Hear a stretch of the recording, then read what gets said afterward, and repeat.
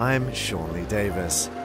I've interviewed and photographed some of the world's most famous individuals, and I'm passionate to find out what drives people to be successful and stand out from the crowd. And I'm in Tuscany to meet the modern-day Renaissance man. Arriving at the centuries-old Niposano castle overlooking the lush Arno River Valley, I meet one of Italy's most prestigious winemakers, Lamberto Frescobaldi of Lucci Wines. Curiosity is, I think, main ingredient of life. If you start thinking that you're doing things good enough, it's finished. These days it's important to look at 360 degrees around you. So it's not important only to do a great product, but it's also important to do it in the right way.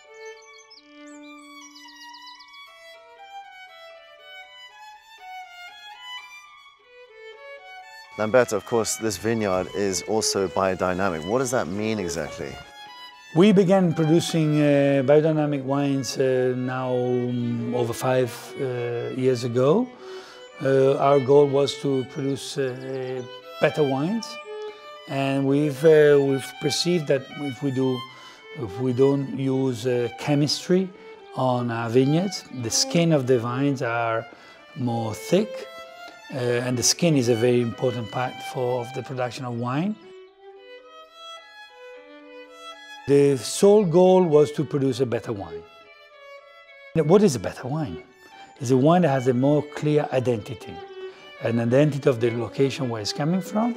We've seen over the years that treating the vineyards this way, we've been able to make terrific wine. I love what I'm doing, I love the wines I do, but I'm always looking at something else, something new, something that has heritage also. Never feel that you got to the finish line, because the finish line is always moving ahead of you.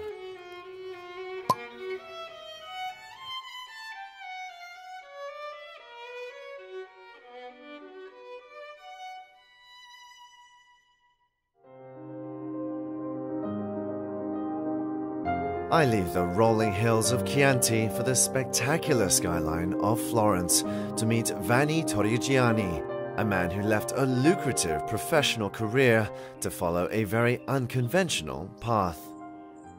I was a lawyer. This is my garden where I lived since I was born, and was completely broken. The greenhouses was falling apart, and we are inside of one of the oldest greenhouses made in 1800s. So I just come back to my house, my home, to take care and to restore.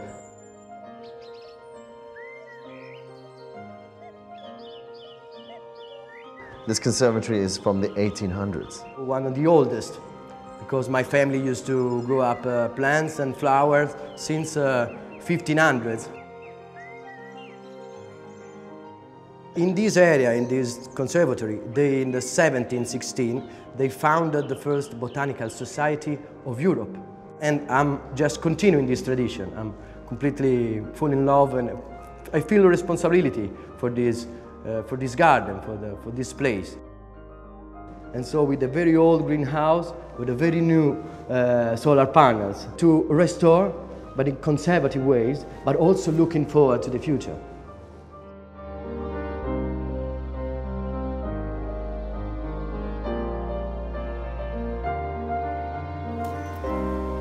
And can gardening be as profitable as being a lawyer?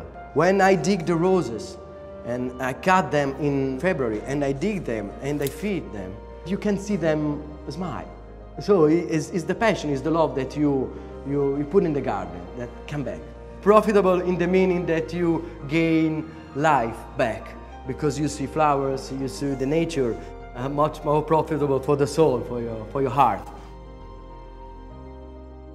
I think I have green blood. This is my life now.